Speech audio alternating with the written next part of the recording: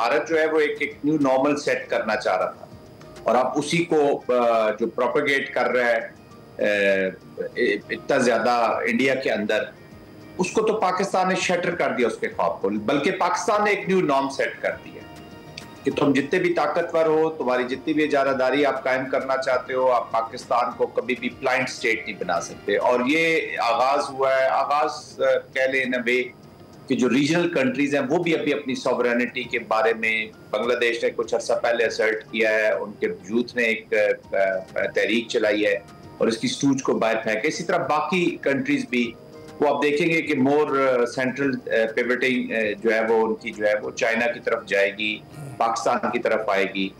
देखिए, पाकिस्तान के कोई ऐसे अजाइम तो है नहीं किसी के खिलाफ, ना हमारी कोई हिंदुत्व टाइप की कोई मेंटेलिटी है। ये शरेड पाकिस्तान में एक एप्लीकेशन इन्होंने कराई हुई है इस्लाम के नाम पर, और उन खवारिज को यूज कर रहे हैं हमारी अपनी सरजमीन के ऊपर, बलोचिस्तान में और खैबर पख्तूनख्वा में। फिर पाकिस्तान के खिलाफ बहुत अरसे से इसकी जारियत जारी है, अब उसमें आबी जारियत भी इससे शामिल कर ली।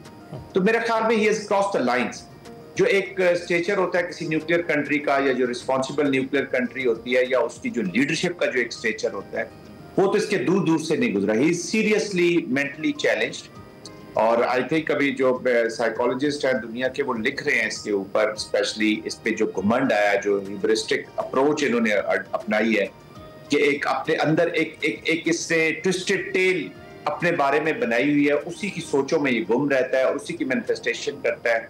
बट हिंदुत्व की जो माइंडसेट है उसकी एप्लीकेशन हुई हुई है जो डोमिनेशन और ब्लड के ऊपर है, जो हेट आइडियोलॉजी पे है। माइनॉरिटीज को इंडिया के अंदर नहीं देख सकते और नेबर्स की सॉवरेनिटी को नहीं देख सकते। राइट, तो ये चैलेंज किया पाकिस्तान ने। अब जब ये रेड लाइन इसने क्रॉस की है और ये जो एस्केलेशन इसने की है, इसने पूरे रीजन को 1.6 बिलियन पीपल, इसमें वो गरीब इंडियंस भी शामिल है जो इसकी पॉलिसीज के साथ तो नहीं है लेकिन इसकी कोर्जन के नीचे दबे हुए हैं। अपने गोदी मीडिया के साथ एक एनवायरमेंट वॉर लाइक सिचुएशन, पूरे इंडिया को इसने बीमार कर दिया, ज़हनी बीमार कर दिया।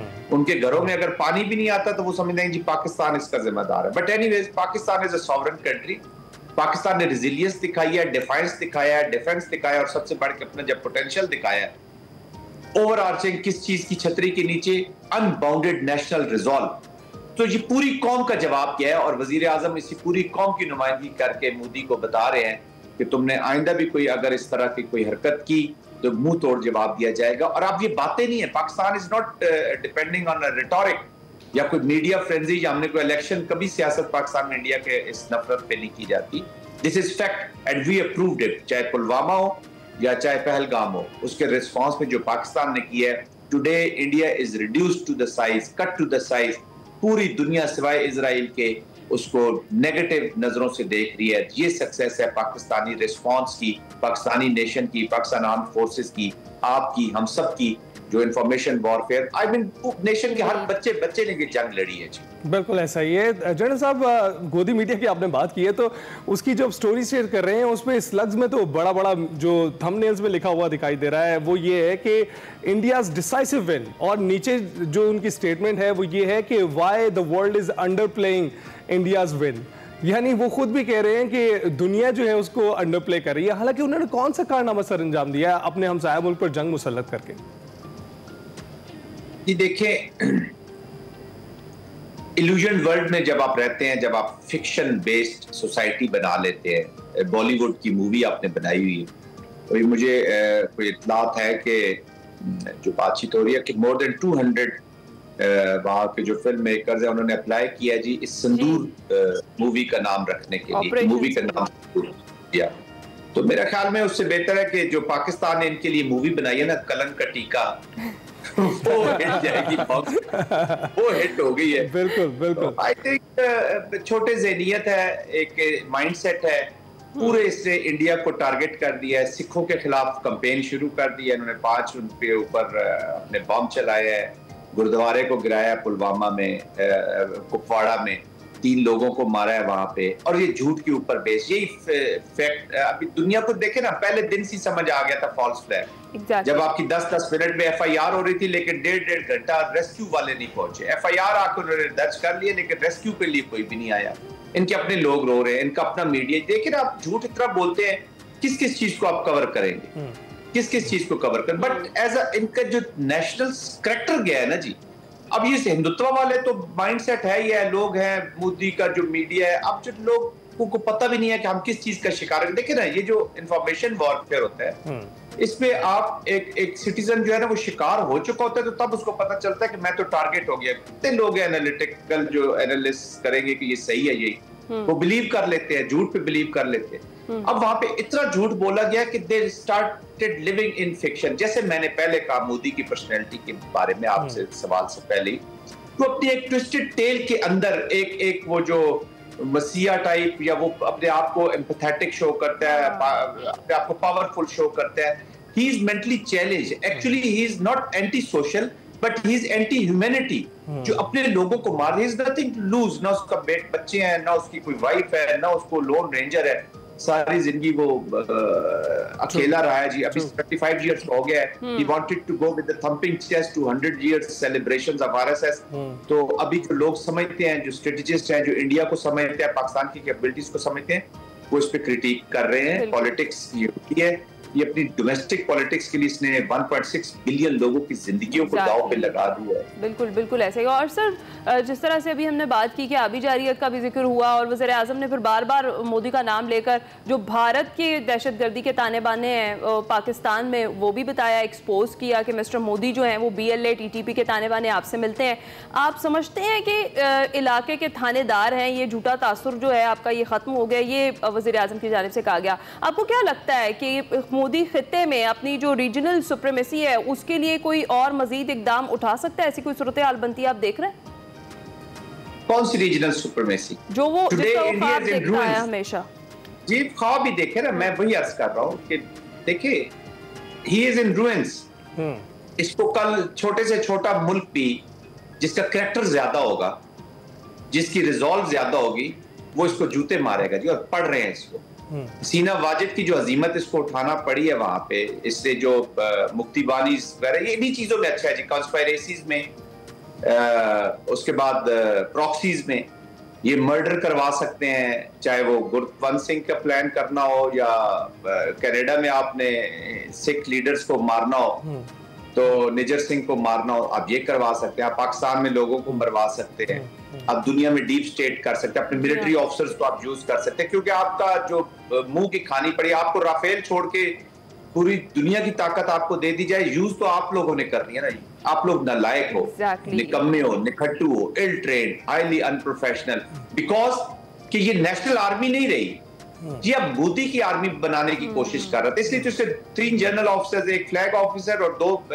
Military general officer, deputy chief affair staff और 2 3 स्टार्स इसने सेट किया, क्योंकि दिस इज नॉट गुड। देखिए, किसी भी मुल्क की मिलिट्री हो, कोई भी सोल्जर हो, वो एक जज्बे के साथ अपने मुल्क के लिए लड़ना चाहता है, लेकिन उसका जज्बा तब सही होगा जब उसका मुल्क उसको राइट कॉज के लिए लड़ाए। जब आप जाती एजेंडा पे लड़ाते हैं तो सोल्जर्स का भी उसमें दिल नहीं होता। Why should they B fighting? ये ऐसी है जैसे वॉशिंगटन काबुल में लड़ रहा था एक लड़ाई, तो फिर ट्रॉमेटिक जो इफेक्ट्स होते हैं, मैं तो जी सेंटकॉम में रहा हूँ अमेरिका में, उनको बड़ा क्लोजली मैंने देखा है। पोस्ट वॉर ट्रॉमा जितना अमेरिकन आर्मी का हुआ, ऑफिसर्स का, जो नीचे ट्रुप्स का, इतना शायद ही मैंने हिस्ट्री में कहीं देखो। पाकिस्तान की लड़ाई हो रही है, हम सन 2000 से स्पिट्रिक है, हमारे बच्चे लड़ रहे हैं, सारी दुनिया लड़ रही है, हमने खुद लड़ा है। तो कभी भी हमारा पोस्ट ट्रॉमेटिक या इस तरह की कोई चीज नहीं हुई, ना कोई सुसाइड कोई सोल्जर करता है। We are doing it with pride. अभी पाकिस्तान के सोल्जर्स का प्राइड देखे, आप अपना प्राइड देखे ना। Aren't you happy today? आज से जो 10 दिन पहले आप थे, आरंट यू हैप्पी? रात को कितने मजे से सो रहे हैं, सुबह आई एम श्योर कि आपको 10 लोगों ने चीख के जगाया होगा कि जाइए प्रोग्राम। अल्हम्दुलिल्लाह, आई कैन बेट। तो आप दोनों ने सुबह जिस दिल से, सुबह सवेरे किसी ने उठाया होगा जबरदस्ती कि जाइए जी आप, क्योंकि सुकून की नींद सो रहे, यू आर कॉन्फिडेंट कि आपकी आर्म्ड फोर्सेस, आपके रखवाले, आप अपने सरहदों पर न सिर्फ चुकन्ने हैं बल्कि न डिफेंस करेंगे, आप तो मारेंगे, और मारा है। बिल्कुल, पता है कि हमारा दिफा मजबूत हाथों में है। बिल्कुल ऐसा ही है। तो जनरल साहब ये बताइएगा कि कश्मीर के इशू पर किस तरह से आगे बढ़ना चाहिए? पाकिस्तान को क्या ठोस इकदाम करने चाहिए जब टेबल टॉक्स हों पाकिस्तान और भारत की? और आप तो डायरेक्ट इंडिया से लड़ चुके हैं, कश्मीर में, बाजोड़ में, बलूचिस्तान में। जी देखिए, मैं यही अर्ज कर रहा हूँ कि पाकिस्तान जो है ना इस वक्त रिकग्निशन है। प्रेसिडेंट ट्रंप ने कहा है कि this is a critic, they were both for going towards the nuclear war. इसका क्या मतलब है कि ये जो कॉन्फ्लिक्ट है वो जिस वजह से कॉन्फ्लिक्ट है वो इनको न्यूक्लियर वॉर की तरफ लेके जा रहा है। तो कश्मीर को रिकग्नाइज कर लिया, रियलाइज कर लिया गया कि this is a nuclear flash point. यही चीज 2000 में क्लिंटन साहब ने कही थी। जेडी वैंस भी जब वापस गया तो उन्होंने कहा ये डेंजरस प्लेस है। ऑल्दो वो फिर थोड़ा सा वॉर से निकलने की भी उन्होंने कोशिश की या रहने की कोशिश की, लेकिन ये उनकी पॉलिसी का हिस्सा होता है, वो तमाम ऑप्शंस अपनी ओपन रखते हैं।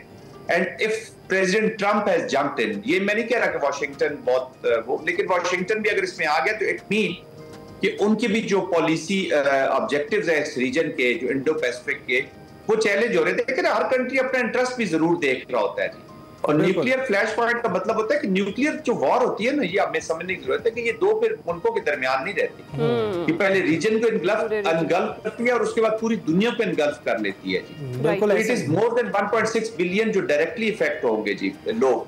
तो अब ये इररिस्पॉन्सिबल, और देखिए ना ये जो पॉलिटिकल लीडरशिप है ये इतनी रिस्पॉन्सिबल है। एक और मैं एंगल आपको बताता हूँ कि जब इन्होंने हमला किया तो पाकिस्तान के 57 एयर स्पेस पे पाकिस्तान की इंटरनेशनल नेशनल फ्लाइट्स थी। 4 टाइम्स कर लें तो इतनी इंडिया के बीच में उस वक्त फ्लाइट्स इस रीजन में, इस इलाके में फ्लाई कर रही होंगी। तो उन लोगों की जिंदगियों को जिसने खतरा लाहक किया है, और अपना मजाक की हद ये है कि ये उनकी तारीफ करे अपने ट्रूप्स की कि इतने बमान उड़ रहे थे, बमान ही कहते हैं मेरे ख्याल, इतने बमान उड़ रहे थे। और आपको मैं दाद देता हूं कि आपने जिस तरीके से मिसाइल मारे, यानी कि मिसाइल पे वो लिखते रहे हैं कि जब बमान आएगा तो आपने रूट ऐसे कर लेना है, फिर जब इंडियन एयरलाइन आएगी तो रूट ऐसे कर लेना है, जब एमिरेट्स आएगा तो ऐसे कर ले। I mean is making fun of Indian आवाम की। जोकर्स बना दिया इसने इंडिया की आवाम को। इनको सीरियस लेना, आज देखिए ना, हम कोई पहले हम क्रिटिक करते थे, इन पे बातचीत करते थे तो खून खोल रहा होता था जी, गुस्सा आ रहा होता था। अब मुझे तरस आता है इंडिया की आवाम के ऊपर, जिसके ऊपर ये फनेटिक, जिसने बेवकूफ बना दिया इनको, और ये एक इल्यूजन फिक्शन वर्ल्ड में रहते हैं। बिल्कुल। ये इनको बस मुबारक आप दे अजय देवगन को और शाहरुख को, मिल जाएंगी आगे, पट्टियां बांध देंगे। ऐसा ही है। तो enjoy them, relax and enjoy. This is my message to the nation, relax. Pakistan मजबूत हाथ में। उनको लाहौर पोर्ट पे उनको जाना चाहिए और वहां रिलैक्स करना चाहिए। सर, जिस तरीके से अभी आपने भी जिक्र किया कि अमेरिकी सदर जो है वो बार-बार सालसी की पेशकश पहले उन्होंने की, और जिस तरीके से सीज फायर हुआ, और अब वो ये कह रहे हैं कि वो दोनों ममालिक को खाने की टेबल पर लाएंगे। क्या आपको लगता है कि जो सदर ट्रंप है उनकी ये कोशिशें कामयाब हो सकती हैं? बिल्कुल हो सकती हैं जी, और दुनिया इस वक्त स्क्रैम्बल कर रही है। अभी मेरे ख्याल में चंद दिनों में जो ब्रिटिश यूके के हमारे सेक्रेटरी ऑफ उनके जो फॉरेन सेक्रेटरी हैं वो मेरे ख्याल में पाकिस्तान तशरीफ ला रहे हैं मिली, और स्क्रैम्बल कर रही है। और प्रेसिडेंट ट्रंप मुझे लगता है कि वो इसको अमली जामा पहनाने की कोशिश करेंगे। देखें, पाकिस्तान वॉर मॉन्गरिंग या एक इवेंट के बाद पाकिस्तान ये नहीं समझता कि जंग तो अभी खत्म नहीं हुई है ना, अभी तो इसने वाटर का छेड़ दिया, बहुत से वॉर इज ऑन, ये याद रखिएगा। एक इवेंट को हमने इतना जबरदस्त तरीके से मैनेज किया है और उसको हमने रिस्पॉन्स किया है। पाकिस्तान ने अपनी डिफेंस शो किया है, पाकिस्तान ने अपनी डिफेंस शो किया है, पाकिस्तान ने अपनी पोटेंशियल शो की है, एंड अनबाउंडेड रिजॉल्व शो किया अपने कौम का। तो उसके बाद हमारा जो पोजीशन है that is for better, we are confident. अब ये इवॉल्विंग प्रोसेस है और इंशाल्लाह इसके साथ साथ ये और मजबूत चीजें होती रहेंगी। और अभी तो कुछ परसेंटेज रिस्पॉन्स किया है जी, मेन रिस्पॉन्स तो जाएगा, अल्लाह ना करे कि ये जंग की तरफ हम जाएं। This is a nuclear country, Pakistan stability चाहता है। देखिए, एक चीज अपने ज़हन में रखिए, और जो सुन देख रहे हैं वो भी अपने ज़हन में रखिए कि एब्सेंशिया ऑफ वॉर का ना होना पीस की निशानी नहीं है। कॉन्फ्लिक्ट का खत्म होना पीस की निशानी है।